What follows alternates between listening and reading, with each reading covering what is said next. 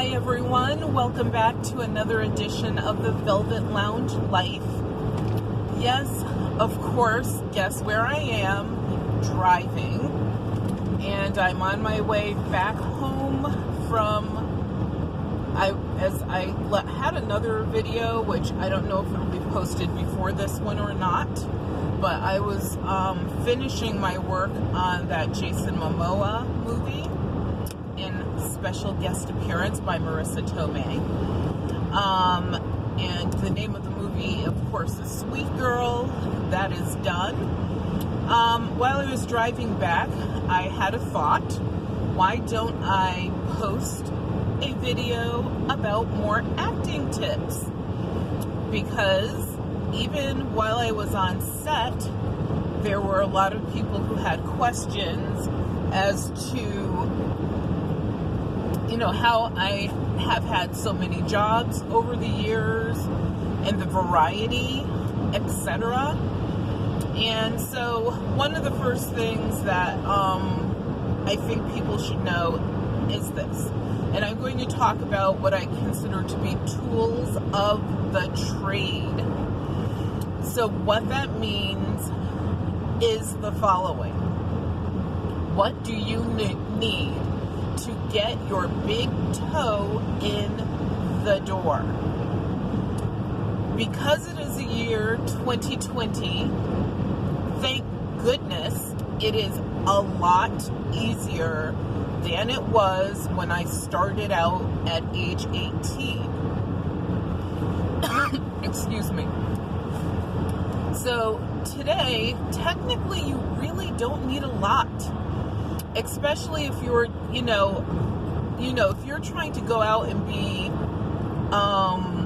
Larry Fishburne right away, or you're trying to become Brad Pitt in 3 seconds, or something like that, or Angelina Jolie overnight, or Jada Pinkett Smith in 3 seconds, guess what? It's not going to happen. For some of those folks, and I tried to name a variety of people, let's put Penelope Cruz in there as well, Antonio Banderas, Hassan Minaj, I could go on and on. Each one of those people had a different path. Some of them were born into the business. So their entire body was already there. They really didn't have to do much to get any gig. And of course, after proving themselves in the industry and being renowned as they are, they really just need to show up most of the time. And they make the decision as to whether or not they're going to take a job or not. Excuse me. And most of the time, sometimes, not all the time, but sometimes like movies, television scripts, theatrical things are written and tailored to fit their style, etc. However, within that group of people, there are folks who had to scratch and do what they had to do to pull themselves up and out and shine above all others to be, to accomplish what they accomplished and to be where they are in the entertainment industry. And then you have those that married into it, or whatever other activities that perhaps had to take place for them to get there. But if you are a virtuous person, if you want to do this and you don't have connections or anything like that, and you're not willing to do, certain things, then one of the ways, the easiest way for people today to become an actor or actress is, and this is going to sound crazy, but troll the internet. Troll it. There are thousands of casting calls out there.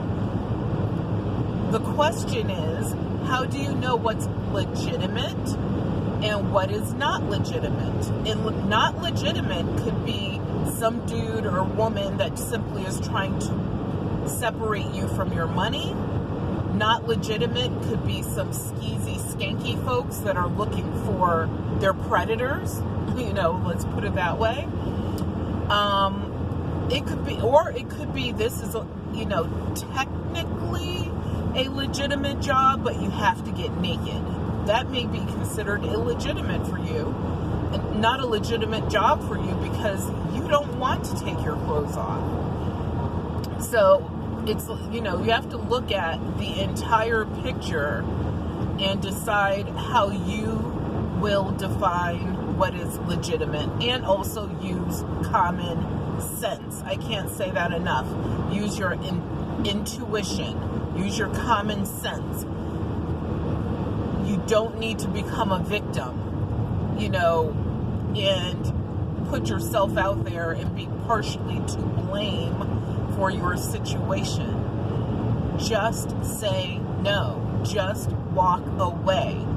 Those are options. Why don't you take them? But if you do get into a situation where it is a legitimate job, and usually you can tell by who's producing, the production company. I always look for that as one of my keys. What company is producing this? Is it a company I've heard of before? Of course, now with the internet, you can also look, do research. And there are entertainment websites such as IMDb, SAG, etc. Like I said, there are ways to verify if these folks are legitimate or not. Also look for complaints. If you see any, you do need to read them and read the good with the bad. If there's like one or two bad complaints because maybe someone has an axe to grind, that does not mean necessarily that the other 5,897 good reviews are not legit.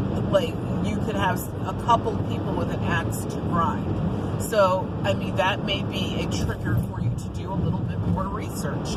Whatever makes you comfortable. The other thing is, after you look at these casting calls, what you then need to determine is, what do I need to get this job?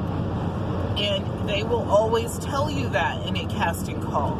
So if they don't tell you what to bring, or not what to bring, but what to send them, then that's probably not a legitimate job, because these tools that you should have in your arsenal are a resume that shows what you did as far as anything to do with television. If you did trade shows, theater, movies, commercials, obviously, you get the gist. Whether it's print or media, or electronic media or television, whatever it is, if you currently work at your town library, that is not something you would put on the resume. However, if they are in the casting call, if they require an experienced librarian, then that is something you would put below in your skills area. And if they request a cover letter, which usually if they're looking for something really super specialized, they will usually require a cover letter. And in that cover letter, that is where you would explain, I've been doing this for 12 years. I work for a large metropolitan library or a small town library, whatever it is. That's where you can put more detail. But your resume should basically have your name, the address where you receive mail, a good phone number and a decent backup phone number, your height. Some of them will ask for your weight, your hair color. What is your hair color 99.99% of the time? If you're changing your hair color all the time, that's usually not a good thing. You should like have a basic hair color and be able to go with that. You know, in your maybe skills area, you could note, you know, hair flexible or something like that. Or in a cover letter, especially if they're like, we're looking for people who are punk, who are, you know, club kittens or something. I've seen these notices. Something like that, then that's where you could, you know, describe a little bit. My hair is normally in a mohawk. However, when I originally took this picture, I was doing it for my acting package or portfolio, and therefore that's why it's in a crew cut or whatever, however you need to describe and get across to them, you know, that these are the reasons why you are seeing differences. The other thing that you need is a sound reel, and that's usually like 2 minutes, usually 3 minutes absolute max, but they usually like them to be about 2.5 minutes. And in that 2.5 minutes, at the beginning, you need to give your name, and at the end, you also need to give your name. So make sure you leave like a little bit of time to do that. And also, you need the proverbial photograph. Usually, the photo will get you work quicker than anything else. The photo, yes, you can take your own photo, but it should be from the middle of your chest up. And then that would be your portrait photo. The background should be something like a white or a very pale color or a beige. You know, putting the brick wall with the graffiti in the background, that's usually not what they're looking for. If they asked you to send in some funky, cool, you know, artistic pictures, then of course go have at it. But 99.9% of them want that photo with a plain background, portrait style, meaning from the mid-chest up, you know, kind of turned like this, or face on, or turned like that. They don't want you like in full side profile, or, you know, doing some weird faces, having a coy smile, or if you want to be the tough guy or the badass girl chick, you know, you can do whatever those looks are, but you're not trying to be like a character at that point. The photo will give them a lot more information than any other info that you submit. And then also having a full body shot from the feet to the top of your head. That's also good, but once again, a relatively plain background. You don't need to, unless they're looking for acrobats or contortionists, you know, standing, you know, pretty straight on and confident. You know, that's what they're looking for in that photo. You don't need one of your left side, your right side, your back side. If they're looking for that, they will ask for it. So what tools do you need? You need to know where to look for casting notices. So the internet is one of your number one tools. And also for the internet, another thing I have to say is you do not have to pay a subscription for casting notices. Most of the legitimate casting notices are now just put out there by the different casting companies. You don't have to, you know, there are some casting conglomerates, I guess I'll call them, that usually do something where they have a free subscription, and then they have different tiers that you can pay for. Paying for the subscriptions or paying to up your tier does not guarantee that you will receive more work or better work. That's just the way it is. It's a chance that you're taking. But, you know, signing up for the free tier costs you nothing but a few minutes to fill out the information, submit a cover letter, resume, sound reel, and your photo. Then, you know, what do you have to lose? And a lot of the legitimate sites, they only really want your resume and photo, and usually it's just that portrait photo. So if they, like I said, they know that, asking you for 5,000 things doesn't really mean anything to a legitimate organization that's looking for actors and actresses. Because if they want to see more, they will ask for more.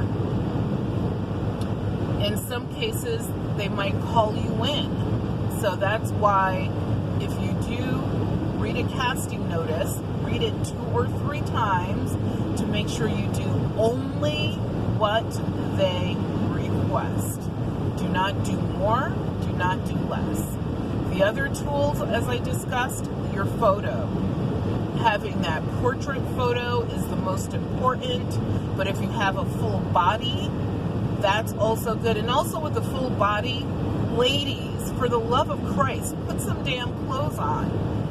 Unless they're looking for the slutty prostitute, I'm desperate type, and if they're looking for that, they will tell you that in the casting notice. But, wearing a button up the front shirt that's not, showing all of your breast, wearing a skirt or a dress that's at least down to the knee, or wearing jeans or whatever black dress type pants, that is completely acceptable. But they're not looking for you to have, it's not like a glamour shot or I want to send this to my boyfriend or husband shot, which is still remember, it's out there for life. So think twice before you send those photos. But you want to look as if you are going somewhere nice but comfortable. So also, you don't have to wear a flowing gown. They're trying to figure out, what is this person's personality? Is this a person that's respectable, talented, has a particular look that we're looking for, etc. And especially nowadays with the Me Too movement, with a lot of people in the industry, having issues with certain behaviors, believe me, they are being cautious. They're looking at you, and you may not be selected because you sent in the wrong style type of photo.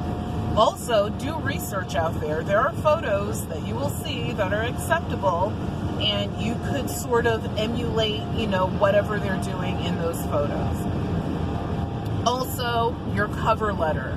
The cover letter should be basically a really friendly, fun, upbeat letter. You don't want to be like, yeah, I love Def Leppard, and I also, bungee jump every single Saturday, and I'm always high-wired and out of control. You want to show some of that personality, but definitely bring it back about 60 paces, because you want to show that you are energetic, but you also want to show that you're serious and that you're mature enough to do this work and be trusted on set. Also, if they're asking for particular specific items that are not in a resume normally, that's where you would put them, is in the cover letter. And then, of course, your resume, which is basically a bio, a mini accounting of the work that you've done. If you have not completed any work because you're new to the business, then you still would complete a resume and note within that resume, because in the resume they still need your name, your height, weight, etc., your address, your phone number, the typical resume stuff. But in that resume, you're also noting the skills that you have. So if you are a bungee jumper, you want to note that. There are a lot of people who do not bungee jump. If you know how to roller skate really well, you want to note that you roller skate. If you know how to play an instrument, for example, and you can play it well enough to read sheet music, or you can play by ear, and not embarrass yourself, Continue on I-80. then you want to note that, etc. Like if you know how to use an old-fashioned typewriter, you can note that. So, your true special skills, you want to know what those are. And under special skills, that also includes hobbies. So if you have unique hobbies, note that as well. So if you know how to crochet, for example, note that.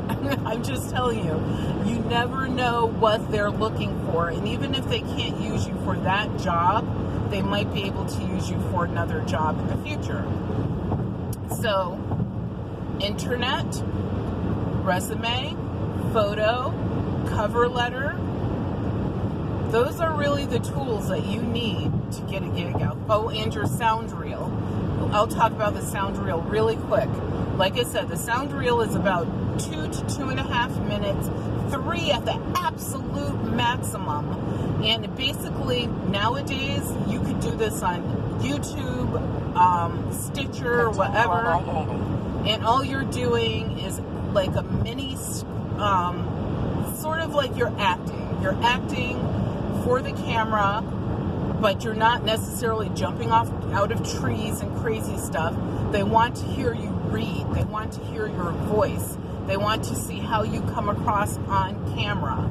So that's what that reel is doing. And in the beginning of the reel, you're pretty much being straight on, and you're like, my name is Bob Smith, and I normally work in the New York metropolitan area or the tri-state area. I am X number of years old, or I represent an age range of blank to Y.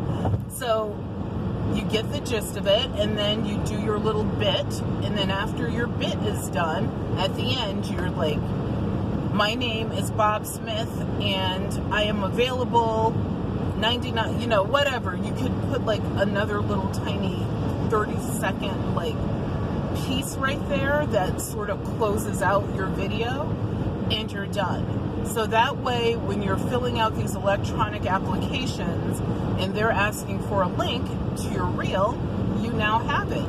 And it could be out on, like I said, YouTube, for example.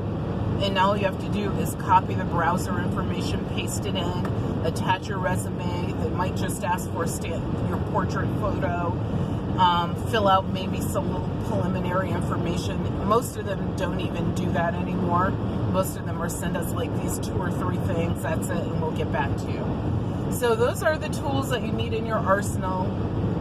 And I wish you much luck. I hope that if this is something you always wanted to try, that you at least try it. It doesn't hurt to get the experience of saying, oh, that's how that works. Well, I'll never do that again. Or, wow, that's how that works. Even though I got rejected for 6 jobs, I'm still going to try this because I think it's fun. And that's the thing. I think you have to approach this with a mentality of having fun, the willingness to meet different people. But if you're doing it and you believe that after doing 7 jobs, you don't understand why you're not the next Brad Pitt, then you need to reevaluate why you're doing this, because out of the millions of people who do this all the time, most of them are being paid to be secondary or 3rd tier or other positions actors. Obviously, the upper echelon is sort of like that 1% that we talk about as far as wealth in the United States. There's probably 1% of the actors out there that are that upper echelon. Not to say that you may not get there. Think about how much time it took those that had to scratch and scrimp to get there. Versus if you're already born into that royalty, your body's already in the door, so you don't have to work as hard as the rest of us. So anyway, thank you for tuning in, and please remember to subscribe to our channel. And remember that health is wealth, and without your health, you have absolutely nothing. And hit that thumbs up. Thank you.